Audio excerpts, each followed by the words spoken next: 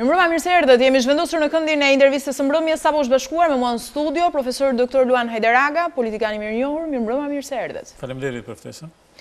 Do të komentojmë mbi shumë çështje që po na shqetësojnë në aktualitetin e përditshëm. Do ta nisim me marrëveshjen që thuhet se kemi nënshkruar me Greqinë për çështjen e detit, me ato që keni dëgjuar nga media, por jo vetëm. Po. Cili është qëndrimi juaj? Që në fillim do të thosha që është nënshkruar. Po. Termini nënshkruar duhet të përshtohet për arsye se nuk kemi marrëveshje të nënshkruar, kemi një marrëveshje në diskutim.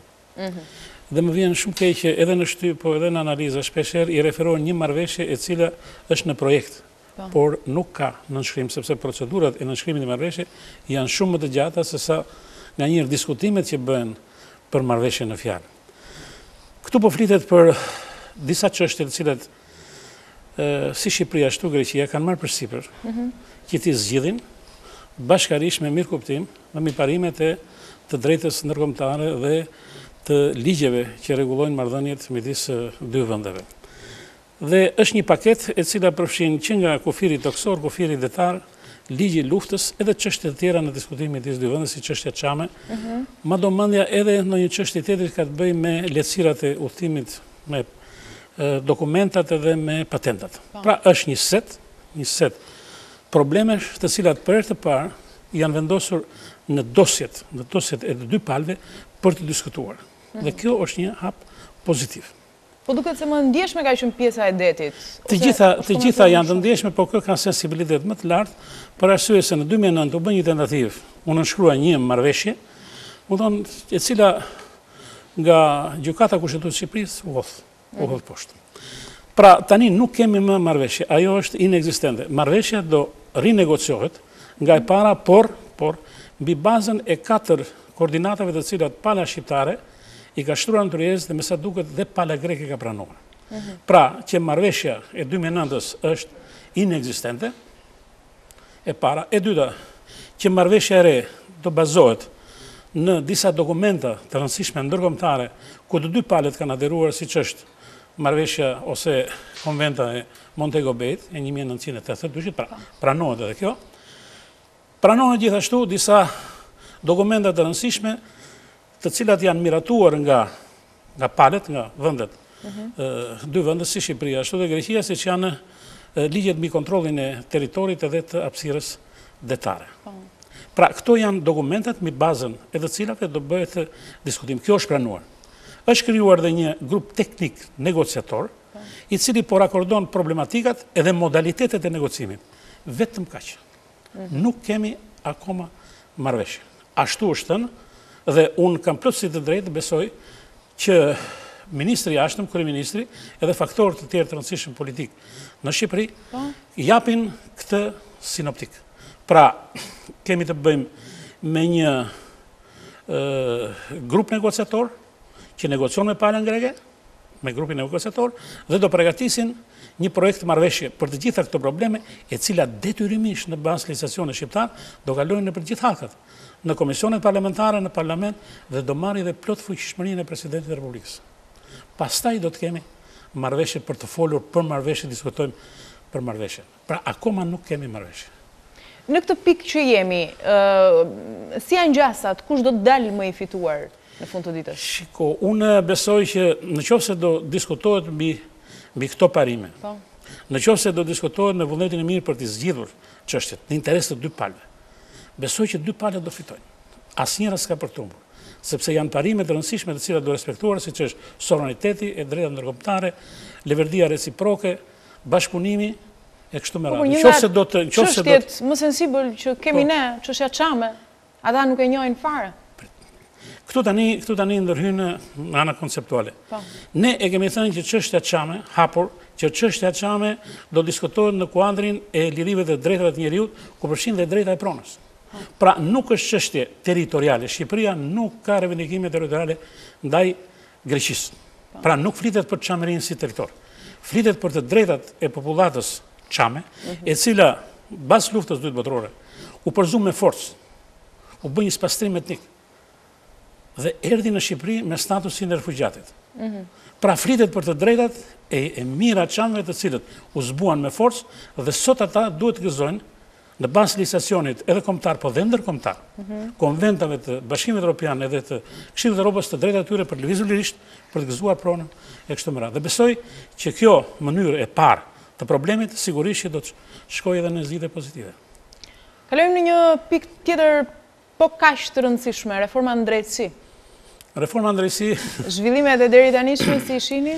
Unë i shikoj pozitiv, është një reformë shumë e rëndësishme.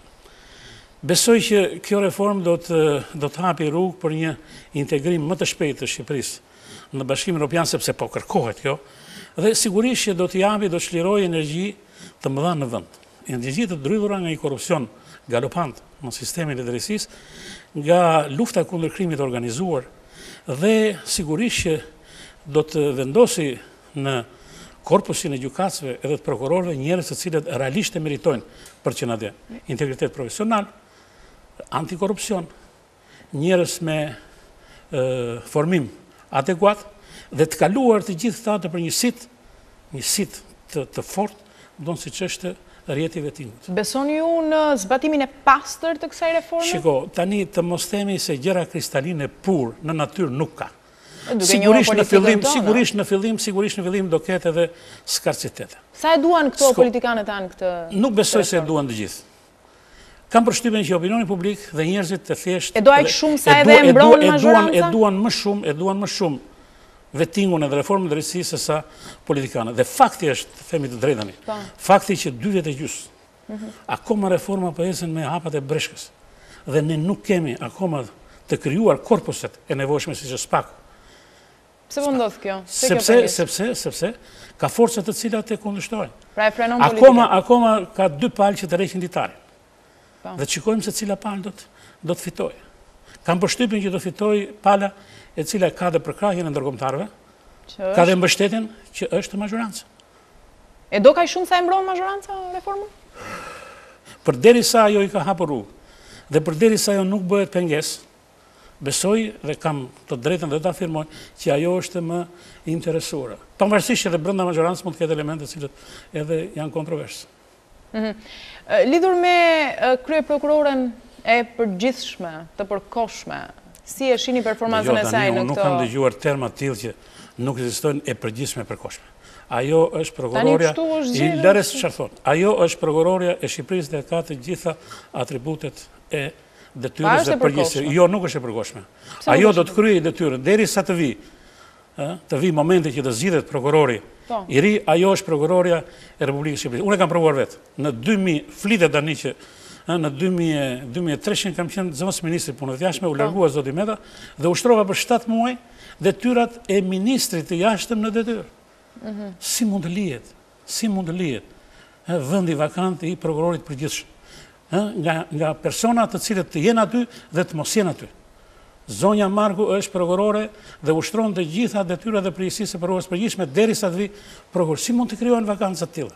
Do t'i thoshe Merkel që meqense tani s'po krijon koalicionin, ajo s'do të ishte kryeministra e Gjermanisë. Çfarë fliste? E dini që Belgjika 2 vjet pothuajse mbeti me kryeministrin e detyrë dhe ushtronte të gjitha detyrat. Aty është çështje modalitetesh dhe procedurash, po jo e përgjegjësive. Si nuk ushtroka zonja Marku detyrat e prokurorës, po kush do t'i ushtroj? Vakantët ta lësh, ku të lësh? Në pushime vere jemi, edhe atëherë nuk lihet detyra jo me këtë situatë. Si e vlerësoni performancën e zonjës Marku deri më tani? Besoj se e ka nisur mirë, po duhet të shpejtojë akoma më shumë. Duhet të ketë dinamikë më të lartë. Sepse edhe sot u tha, ka shumë hetime, ka shumë deklarata, ka shumë memorandume, por akoma rezultatet nuk po duken. Si e ka nisur qeverisja në mandatin e dytë, kabineti Rama? Në këto 3-4 muaj të parë, po them. Tjetë për mua do tjetë akoma më dinamika, akoma më incisiv. Ka zvarritje akoma. Ka shumë gjëra të cilat fillojnë edhe nuk përfundojnë. Cilat janë gjërat që po bën gabim? Tani, unë nuk jam antar i Këshillit të Ministrave dhe nuk e pjesë kabinetit qeverisor. Shikoj dinamikën e brendshme të qeverisë. Shikoj që në disa drejtime ka ecur mjaft, por duket që disa reforma nuk janë aty ku duhet. Në sensin që nuk po japin ato produktet. Ka shumë kontroversë dhe reforma arsimit duket që pas ka probleme përderisa edhe tani së fundit këto na bëu mbetën pedagogët pa rruga. si mund të ndodhte kjo. Nuk u parashikua kjo. Nuk u parashikua kjo para një viti ose para 6 muaj që kjo reformë është deja në funksionim. Që të arri një ditë që pedagogët e universitetit të mos kishte të paguaj sot ose dje kanë marrë rrogët 8 ditë ose 9 ditë dhe shikoni se çfarë problematikash kanë dalë dhe diskutime që bëhen në korpusin e universitetit dhe me Ministrinë e Arsimit. Si është tecuria e çështjes Tahiri? Ma do mendja që ajo tani është çështje e drejtësisë. Nuk kam asnjë vërejtje për të bërë, përderisa tashmë zoti Tahiri është marrë i pandehur nga prokuroria. Prokuroria tashmë duhet të operojë në bazë të përgjegjësive që ka dhe procedurave që ndjek. Keni një koment mbi ekstradimin e Nazir Seitit, financuesit bandës habile? Tani u kam dëgjuar kam ndjekur debatet që bëhen rreth ekstradimit, po them që ma do mendja që më mirë që shkojnë në Itali. Pse? Sepse aty ka shokët e vet dhe prokuroria italiane, të themi drejtën, është një prokurori e cila ka nam pozitiv në Bashkimin Evropian. Prokuroria italiane, ta dini që nga vitet 70, fundi viteve 70, kur Italia ishte në gjërllit pa parë, u quajtë në do vite anni di piombo. Anni di piombo, jo vetëm për kriminalitetin, por dhe terrorizmin, dhe një korupcion i jashtëzakonshëm. Italia ishte pothuajse në gjunjë. Dhe segmenti institucioni që ngriti Italinë nuk ishin partitë politike. Ishte prokuroria, prokuratura, prokurorët. Dhe ja ku është Italia, sepse prokuratura italiane është nga organet më të besueshme. Shikoni çfarë bën me politikanët, shikoni çfarë bën me kriminalitetin, shikoni çfarë bën me mafiozët e kështu me radhë. Dhe më mirë që vajti tani, patjetër se ka, edhe prokuroria shqiptare mund ta thresi, atë mund ta kaloj në Shqipëri, sepse ekzistojnë midis dy vendeve marrëveshja e ekstradimit ose marrëveshja e bashkëpunimit dhe mund të pyetet nga dy prokurorit, edhe shqiptare dhe italiane. Jemi përmirësuar ne me problematikën e kanabisit? Besoj se po. Besoj se po. Fakti është që, siç thuhet edhe e besoj këtë gjë, që është mbjellur shumë më pak të vit, nga ajo sipërfaqe të mërshme, e jashtëzakonshme e viteve të fundit, tregon që Shqipëria i ka marrë masat e nevojshme që të dalin nga harta e keqe e vendit që prodhon kanabis me shumicë. Se nuk e vetëm ne. Po me krimin e organizuar, ku jemi? Unë them që me këto reforma që po bëhen, prokurori, po dhe në polici, vetingun polici, besoj që mekanizmi që lufton krimin edhe korrupsionin do përmirësohet mjaft. Dhe kjo ka rëndësi. Kjo ka rëndësi. Është e rëndësishme ndërtosh mekanizmin. Nëse ke një mekanizëm të fortë, institucion të fortë, mos ke merak sepse krimin do ta luftojë ai. Nëse do kesh pastaj polici të dobët, të korruptuar, jo profesionale, të drejtuar keq, të menaxhuar keq, sigurisht që krimi do të bëjë qef, thon. Kurse me masat që po merren dhe me mbështetjen që po merr policia për të kryer dhe vetingun brenda saj dhe për të bashkëpunuar ngushtë me një prokurori tjetër tashmë, me një prokurori e cila dhe ajo po kalon në veting, besoj dhe me mbështetjen ndërkombëtare, besoj që krimi organizuar dhe korrupsioni në Shqipëri do kenë fat keq.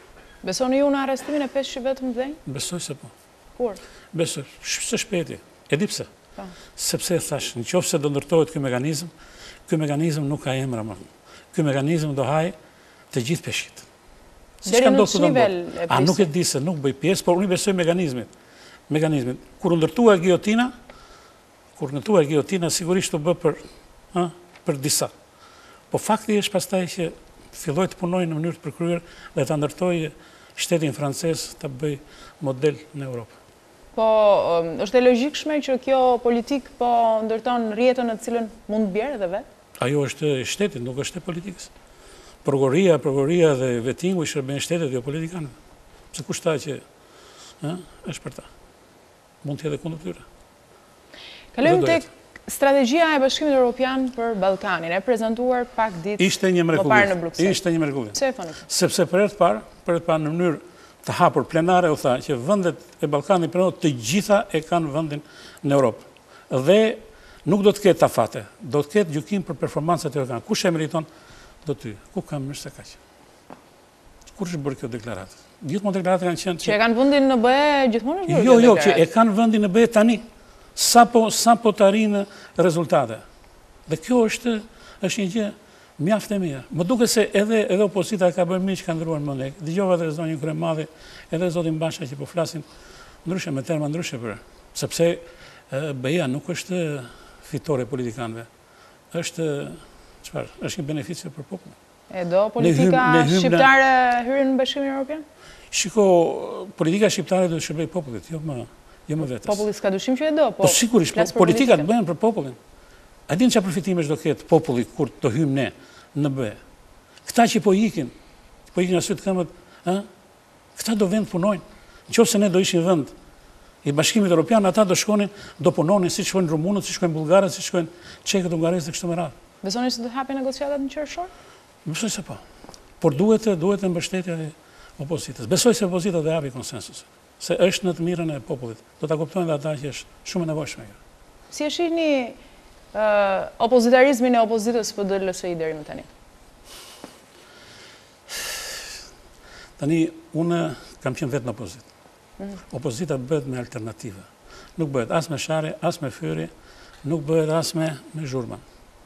Prezanto alternativat. Dhe ka plot për të. Sepse nuk i mungojnë kapacitetet e opozitës. Po që kërandiset opozita dhe diskursi opozitës, vetëm në ato seansat e parlamentit, ku vetëm shahet dhe vetëm mbillet urrejtje dhe fyri, kjo është e papranueshme. Sepse opozita do të jetë gjithmonë një hap më përpara se sa opozita. I ka të gjitha mundësit për ta bërë atë. Për dhënë alternativa dhe një bëhet më e besueshme. Në garën e alternativa dhe opsioneve, jo në garën e fyreve dhe sharjeve. Po aksioni i saj për të zhvilluar protesta. Si duket, aksioni i saj për zhvilluar protesta nuk sjellin ndonjë gjë. Aq më tepër kur i bën politika, kur i bën partit. Sepse është atë që thotë, atë që e dëgjon në shtyp ose dëgjon në seancat parlamentare, atë që janë të shpallur edhe në manifestime një të gjë. Po si do ta bëjë opozita në opozita? Opozita ta bëjë me popullin. Po nëse popullin se ka me vete, ka vetëm me veten e saj. Popullin se ka me vete sepse populli është i kënaqur nga qeverisja? Jo se është i kënaqur, po nuk shikon nga opozita, nuk shikon alternativën. Çfarë vendimi? Pastaj jo çdo kënaqësi e popullit është atribut i opozitës dhe është një plus për opozitën. S'është e vërtetë kjo. Populli nganjëherë mund të ketë pak kënaqësi edhe tej opozitës, edhe s'është më opozitë. Nuk kupton e. Kush është lider më i fortë opozitar, Basha apo Kryemadhi? Tani unë nuk e kam atë peshoren për t'i vënë të dy në këndar, po them që nuk janë në pozicionet që duhen të jenë të dy lider të opozitës. Se për zotin Basha do thosha që ka akoma një kompleksin e të dytit, s'është akoma i parë. Kam përshtypjen nuk i merr vendimet vetë. I merr sërish zoti Berisha? Sigurisht. Vazhdon kjo? Sigurisht po. Dhe pse ka pasur disa raste që edhe kështu ndodh. Edhe hija. Ne kemi patur fate ndryshe. Nano kur iku me gjithsej. Mirë keq e liroi vendin. Dhe nuk ishte më kompleksin nanos. Kurse PD-ja ka atë fatkeqësi akoma. Që do ta penalizojë besoj. Po sigurisht. Po zonja Kryemadhi paragjykohet se sapo ka dalë nga qeveria? Është e re akoma. Jo, re në politikë nuk është. Jo, flasim për drejtuese, për menaxhim. Të menaxhosh një parti dhe të menaxhosh politika kur je në krye, nuk është një gjë kollaj dhe nuk mësohet për 6 muaj ose një vit. Si keni parë presidencën e zotit Meta deri më tani? Deri tani e shikojnë në pozitën e një presidenti i cili nuk po implikohet me asgjë. Po qëndron i mbyllur në zyrën e presidentit. Që do thotë? Që do thotë që nuk është aktiv në politikën e vendit. Nuk ke pas një mesazh. Nuk më nasi qëndrim për këto çështjet e mëdha të politikës. Kjo është. Mos ndoshta, sepse nuk duhet të përfshihet në nuk jam këshilltar i tij, po ti isha këshilltar do t'ja komunikoja. Faktin që do të jetë më aktiv. Shoh presidentët që kemi për qark janë shumë prezent në politikën e vendit. Direkt. Jo me takime dhe me mesazhe dhe me Twitter dhe Facebook. Direkt. Mirë, një pyetje e përgjithshme. A jemi ne sot më mirë se 5 vite më parë apo më shumë? Në ç'kuptim? në të gjithë kuptimin e fjalës. Sigurisht, Shqipëria ka ecur përpara, me gjithë problemet që ka.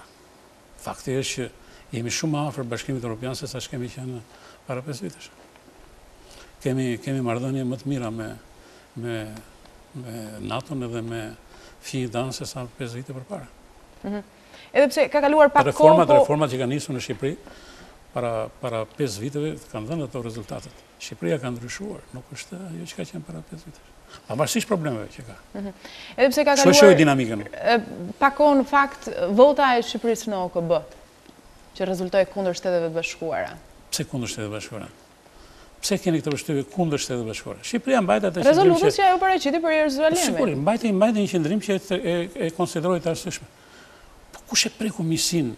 Nuk ishte më i mirë abstenimi? Po ai dini që në raport me vendet e tjera kemi marrëdhënie më të ngushta me Shtetet e Bashkuara të Amerikës. Shqipëria s'ka munguar në asnjë aksion të Shtetet e Bashkuara të Amerikës, këtu ose jashtë. Ka qenë gjithmonë gati, sepse e ka konsideruar aleatin strategjik të saj. Kurse vota në OKB, sigurisht ishte një qendrim që Shqipëria mbajti duke arsyetuar që në këtë moment ky është qendrimi më optimal që mund të mbanim për atë çështje. Sepse ne kemi pasur një vëshmëri në qendrimin tonë ndaj çështjes së lindjes së mesme. Kjo është, s'mund të ndryshon. Edhe për zgjidhjen, duke pranuar 2 shtete palestineze, 2 shtete në territorin e Palestinë Izraelit. Unë dua ta mbyll këtë bisedë me një koment tuaj lidhur me ato çka po ndodh me artistët dhe qëndrimin e tyre për teatrin kombëtar. Sigurisht nuk mund të jeni indiferent si çdo qytetar. Ne të them të drejtën, brez joni meritur me artistët e mëdhenj të teatrit. Dhe do ikim nga kjo botë me kujtimet dhe me emrat e tyre të cilët e kanë ndikuar në formimin tonë, e brezit tonë.